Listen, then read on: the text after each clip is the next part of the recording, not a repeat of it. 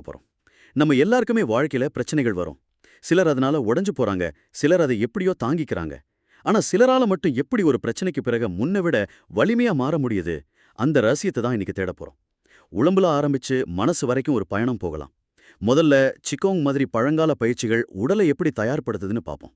அப்புறம் ஸ்டோயிசிசம், புத்தம் மாதிரியான தத்துவங்கள் மனதை எப்படி உருக்காக்குதுன்னு தெரிஞ்சுக்குவோம். இதுல ரொம்ப சுவாரஸ்யமான விஷயம் என்னன்னா, உடற்பயிற்சின்னு நாம நினைக்கிறதுக்கும் மனப்பயிற்சின்னு நாம நினைக்கிறதுக்கும் நடுவுல ஒரு பெரிய பாலம் இருக்கு. இந்த ரெண்டையும் இணைக்கும்போது தான் நீங்க சொன்ன அந்த சூப்பர் பவர், அதாவது பிரச்சனைகளால இன்னும் வலிமையாகிற குணம் நமக்கு கிடைக்கும். சூழ்நிலை நம்மள கட்டுப்படுத்த விடாம நமக்கு என்ன நடந்தாலும் அதை எதிர்கொள்ற திறனை நாமளே உருவாக்கிக்க முடியும். அதுதான் இதோட மையக் கருத்து. அருமை. அப்போ முதல்ல உடம்புல இருந்து ஆரம்பிக்கலாம். இந்த குறிப்புகள்ல சிக்குங் பத்தி நிறைய இருக்கு. இது ஏதோ சிம்பிளான உடற்பயிற்சி மாதிரி தெரியல. இதுக்கு அறிவியல் ரீதியா நிறைய பலன்கள் இருக்குன்னு சொல்லப்பட்டிருக்கு. பாலியல் ஹார்மோன்களை சமநிலைப்படுத்துறது, எலும்புகளோட அடர்த்தி அதிகப்படுத்துறது, ஏன் இதய நோய்களால வர்ற இறப்பை குறைக்கிறது வரைக்கும் பலன்கள் இருக்குன்னு சொல்றாங்க. ஆச்சரியமா இருக்கு. ஆமா, ஏன்னா சீகோங் உடம்ப மட்டும் பார்க்கல, அது நம்மளோட உயிர் சக்திய, அதாவது சி அப்படின்னு சொல்ற ஆற்றலை ஒழுங்குபடுத்துறதுல கவனம் செலுத்துது.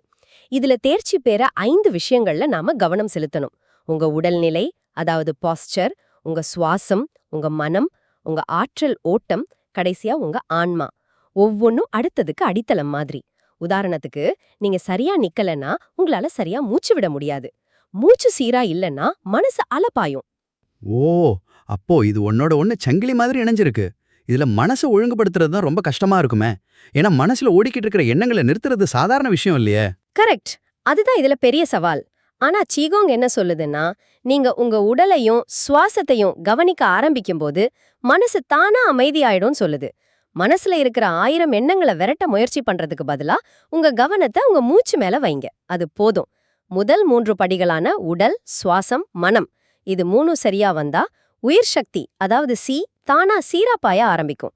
கடைசியா ஆன்மா, அதாவது உங்க உள்ளிருக்கும் சக்தி பலப்படும். இதை கேட்கும்போது இதை எப்படி செய்யறதுன்னு ஒரு ஆர்வம் வருது. இதுல 5 கூறுகள் அப்படின்னு ஒரு பயிற்சி ரொம்ப பிரபலமானதா சொல்லப்பட்டிருக்கு. பூமி, நீர், மரம், உலோகம், நெருப்புன்னு 5 ஆற்றல்களை சமநிலைப்படுத்துறது தான் இதோட நோக்கமா. ஆமா, ஒவ்வொன்னுக்கும் தனித்தனி அசைவுகள் இருக்கு. எல்லாத்தையும் விளக்கினா ரொம்ப நேரம் ஆகும். ஆனா ஒரு உதாரணம் சொல்றேன். பூமிக்கான பயிற்சியில நாம கால்களை அகட்டி வச்சு பூமியில ஆழமா வேரூன்றுன மாதிரி உறுதியா நிப்போம். மூச்சை உள்ளிழுக்கும்போது கைகளை மெதுவா மேல தூக்கி, வெளியே விடும்போது முட்டிகளை மடக்கி கைகளை கீழே கொண்டு வருவோம். இது உடம்புக்கு ஒரு ஸ்திரத்தன்மையா கொடுக்கும். இதே மாதிரி ஒவ்வொரு கூறும் உடம்புல இருக்கிற ஒவ்வொரு உறுப்போடையும் ஒவ்வொரு உணர்ச்சியோடையும் தொடர்புள்ளது. அப்போ இது வெறும் அசைவுகள் மட்டும் இல்ல, நம்ம உணர்ச்சிகளையும் சமநிலைப்படுத்துற ஒரு கருவி. சரி, இந்த பயிற்சிகள் மூலமா உடலையும் சுவாசத்தையும் கட்டுப்படுத்துறது, மனசை அமைதிப்படுத்துறதான்னு புரியுது. மனசை எப்படி தயார்படுத்துறது அடுத்த கட்டத்துக்கு நம்மள கூட்டிட்டு போகுது. அதாவது வாழ்க்கையோட தவிர்க்க முடியாத சவால்களை எப்படி மன உறுதியோட எதிர்கொள்றது. இங்க தான் ஸ்டோயிசிசம் மாதிரி தத்துவங்கள் உள்ள வருது இல்லையா? மிகச்சரியா சொன்னீங்க. இந்த எல்லா கிழக்கு மரபுகளோட சாராம்சமே அதுதான். உடற்பயிற்சியையும் சுவாசத்தையும் இணைச்சு நம்ம கவனத்தை நிகழ்காலத்துக்கு, நம்ம உடம்புக்குள்ள கொண்டு வர்றது. நம்ம மனசு கடந்த காலத்திலயோ எதிர்காலத்திலயோ சிக்கி தவிக்காம இப்போ இங்க இருக்கிறதுக்கு இது ஒரு பயிற்சி. இப்படி மனசை ஒருமுகப்படுத்தின பிறகுதான் மன உறுதிய பத்தி பேச முடியும். மன உறுதி, அதாவது ரெசிலியன்ஸ். 7 முறை விழுந்தா 8 முறை எழுந்துரு அப்படின்னு ஒரு ஜப்பானிய பழமொழி இருக்கு. அதுதான் இதுக்கு சரியான விளக்கம்னு நினைக்கிறேன். ஆமாம், மீள்திறன் அப்படிங்கிறது ஒரு அடி விழுந்தா அதிலிருந்து மீண்டு வர்றது. மீள்திறன் இருக்கிறவங்க தங்களால் கட்டுப்படுத்தக்கூடிய விஷயங்கள்ல மட்டும் கவனம் செலுத்துவாங்க. அவங்களால மாத்த முடியாத விஷயங்களை பத்தி கவலைப்பட மாட்டாங்க. இதைத்தான் ரெயின்ஹோல் நீபோரோட புகழ்பெற்ற செரினிட்டி பிரேயர் ரொம்ப அழகா சொல்லுது. ஆமா, மாற்ற முடியாதவற்றை ஏற்றுக்கொள்ளும் மன அமைதி. மாற்ற வேண்டியவற்றை மாற்றும் தைரியம், அப்புறம் ரெண்டுக்கும் உள்ள வித்தியாசத்தை அறியும் ஞானம். அதுதான் இந்த மனநிலையை அடையிறதுக்கு புத்தம், ஸ்டோயிசிசம்னு 2 பெரிய தத்துவங்கள் வழிகாட்டுது. இதுல சுவாரஸ்யமான விஷயம் என்னன்னா, புத்தர் ஒரு இளவரசரா ரொம்ப ஆடம்பரமா வாழ்ந்தவர். ஸ்டோயிசிசத்தை ஆரம்பிச்ச ஜீனோ ஒரு துறவி மாதிரி எளிமையா வாழ்ந்தவர். 2 பேருமே 2 உச்சகட்ட வாழ்க்கையை வாழ்ந்துட்டு கடைசியில ஒரு நடுநிலையான பாதையை தான் தேர்ந்தெடுத்தாங்க. ஆமா, அவங்க என்ன சொன்னாங்கன்னா, வாழ்க்கையோட சந்தோஷங்களை அனுபவிக்கிறது தப்பில்ல, ஆனா அந்த சந்தோஷங்களுக்கு அடிமையாகிடக்கூடாது. அதே மாதிரி கஷ்டங்கள் வரும்போது துவண்டு போயிடக்கூடாது. இதுக்கு ஸ்டோயிக்குகள் ஒரு வித்தியாசமான பயிற்சியை பயன்படுத்தினாங்க. அதுக்கு பேரு எதிர்மறை காட்சிப்படுத்தல். ஒரு நிமிஷம். எதிர்மறை காட்சிப்படுத்தல்னா அது சும்மா எதிர்மறையா யோசிக்கிற மாதிரி தானே கேக்குது. இது எப்படி மன அமைதிக்கு உதவும்? நல்ல கேள்வி. இது அவநம்பிக்கையை வளர்க்கறதில்ல. இது ஒரு விதமான மன ரீதியான தீயணைப்பு பயிற்சி மாதிரி. இன்னும் மோசமா என்ன நடக்கலாம் அப்படின்னு உங்களையே கேட்டுக்கிறது. உதாரணமா, ரோம்ல மிகப்பெரிய பணக்காரரா இருந்த செனக்கா மாசத்துல சில நாட்கள் ரொம்ப எளிமையான உடை, சாதாரண உணவுன்னு வாழ்ந்து பாப்பார். எதுக்கு எப்படி? எதுக்குன்னா, ஒருவேளை அவர் தான் சொத்து எல்லாத்தையும் இழந்தா கூட தன்னால வாழ முடியுங்கிற நம்பிக்கையை வளர்த்துக்கத்தான். இது இழப்புகளுக்கு நம்ம மனசை தயார்படுத்துது, பயத்தை குறைக்குது. ஓ, அப்ப இது வர்ஸ்ட் கேஸ் சினாரியோக்கு மனசளவுல தயாராகிறது.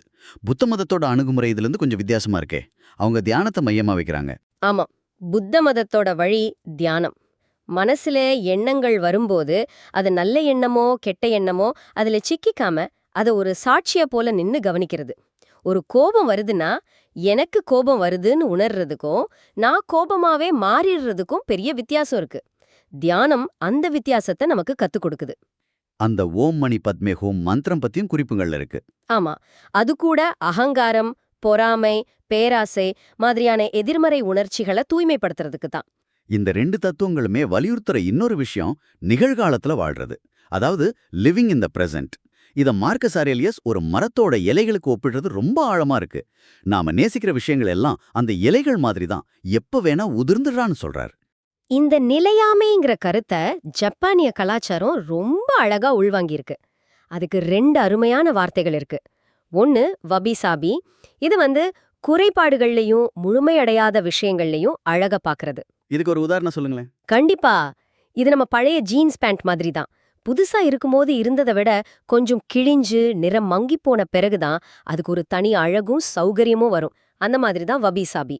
ஒரு விரிசல் விட்ட தேநீர் கோப்பைய ஜப்பானியர்கள் பத்திரமா வச்சிருப்பாங்க. ஏன்னா அந்த விரிசல் அந்த கோப்பைக்கு ஒரு கதை சொல்லுது, ஒரு அனுபவத்தை கொடுக்குது.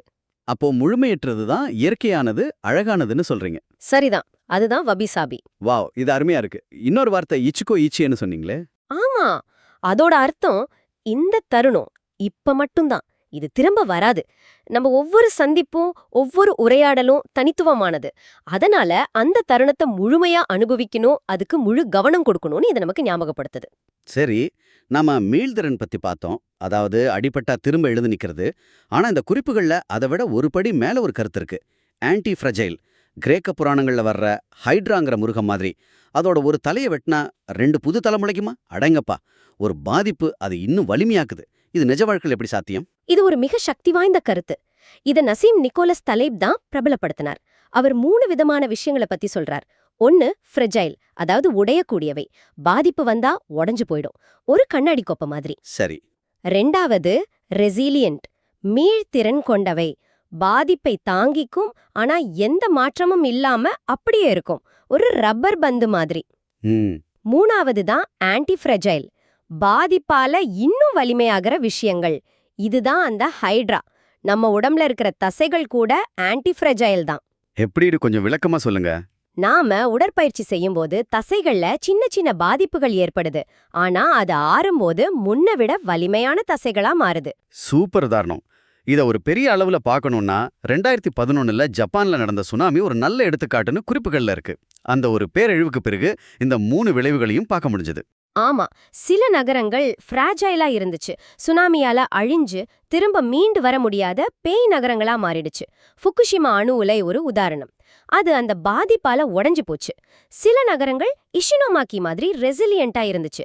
பெரிய சேதம் அடைஞ்சாலும் மக்கள் கடின உழைப்பால திரும்பவும் அதை கட்டி எழுப்பி பழைய இயல்பு நிலைக்கு கொண்டு வந்தாங்க. பாதிப்பை தாங்கிக்கிட்டாங்க. அப்போ ஆன்டி ஃப்ராஜைல் எது? எது அந்த பாதிப்பால பயனடைஞ்சது? ஜப்பானிய கட்டமான நிறுவனங்கள். பேரழிவுக்கு பிறகு நாட்டை மறுகட்டமைப்பு செய்ய வேண்டிய தேவை அதிகமாச்சு. இதனால கட்டமான நிறுவனங்களோட பங்குகள் ராக்கெட் வேகத்துல ஏறுச்சு. அந்த நிறுவனங்கள் அந்த பேரழிவால முன்னவிட பெரிய அளவுல வளர்ந்தாங்க, வலிமையானாங்க. அதுதான் ஆன்டி ஃப்ராஜிலிட்டி. சரி, ஒரு நாடா ஒரு கம்பெனியா ஆன்டி ஃப்ராஜிலா இருக்கிறது வேற, ஒரு தனிநபரா நாம இதை எப்படி நம்ம வாழ்க்கையில பயன்படுத்துறது? இதுதான் முக்கியமான கேள்வி. வேலையில ஒரு ப்ராஜெக்ட் தோல்வி அடைஞ்சிடுச்சுன்னு வச்சுக்குவோம். அதிலிருந்து பாடம் கத்துக்கிட்டு அடுத்த ப்ராஜெக்ட இன்னும் சிறப்பா செஞ்சா அது மீள்திறன். சரி. ஆனா அந்த தோல்வியால கிடைச்ச காலி நேரத்துல ஒரு புது திறமைய நீங்க கத்துக்கிட்டு உங்கள அந்த நிறுவனத்துக்கு முன்ன விட இன்னும் முக்கியமானவரா மாத்திக்கிட்டீங்கன்னா அதுதான் ஆன்டி ஃப்ராஜிலிட்டி. ஓ, அப்போ அந்த தோல்வி உங்களை இன்னும் மதிப்புமிக்கவரா மாத்திருச்சு. கரெக்ட். வாவ், நாம ஒரு பெரிய பயணமே போயிட்டோம். உடமையும் சுவாசத்தையும் இணைக்கிற சிக்காங்ல ஆரம்பிச்சு ஸ்டோயிசிசம் மூலமா மனசை உருக்காக்கி, வாபிசாபி மூலமா குறைகள்ல அழக பார்த்து, கடைசியா ஆன்டி ஃப்ராஜிலிட்டி மூலமா பாதிப்புகள்ல இருந்து எப்படி இன்னும் வலிமையாகிறதுன்னு பார்த்திருக்கோம். ஆமா, இதோட மையச்செய்தி ரொம்ப எளிமையானதுதான். வாழ்க்கை நம்ம மேல எரியற சவால்களை சமாளிக்கிறது மட்டும் நம்ம வேலை இல்ல. அந்த சவால்களை பயன்படுத்தியே நம்மள நாமே செதுக்கிக்க முடியும். உடல் ரீதியாவும் மன ரீதியாவும் சரியான கருவிகளை நம்ம உருவாக்கிக்கிட்டா நாம வெறும் பார்வையாளரா இல்லாம நம்ம வாழ்க்கையோட ஆக்டிவ் பார்ட்னரா மாற முடியும். அருமை. இறுதியா நீங்க யோசிக்கிறதுக்கு ஒரு கேள்வி. ஆன்டி ஃப்ராஜைலா மாறுறதுக்கான முதல் படி நமக்கு முக்கியமான விஷயங்கள்ல ஒரு பேக்கப் வச்சுக்கிறதுன்னு இந்த குறிப்பு சொல்லுது. அதாவது ஒரே ஒரு வருமானத்தை நம்பி இல்லாம ரெண்டாவதா ஒன்னு உருவாக்குறது, ஒரே ஒரு திறமையை நம்பி இல்லாம ரெண்டாவதா ஒன்னு கத்துக்கிறது. எனவே இந்த வாரம் நீங்க இதை பத்தி யோசிங்க. உங்க வாழ்க்கையோட எந்த ஒரு பகுதியில, அது உங்க திறமையா இருக்கலாம், நிதிநிலையா இருக்கலாம், இல்ல உறவுகளா இருக்கலாம், பயத்துக்காக இல்லாம எது நடந்தாலும் நான் சமாளிப்பேன், இன்னும் வலிமையா மாறுவேன்னு சொல்ற மாதிரி உங்களால ஒரு கூடுதல் ஏற்பாட்டை உருவாக்க முடியுமா? யோசிச்சு பாருங்க.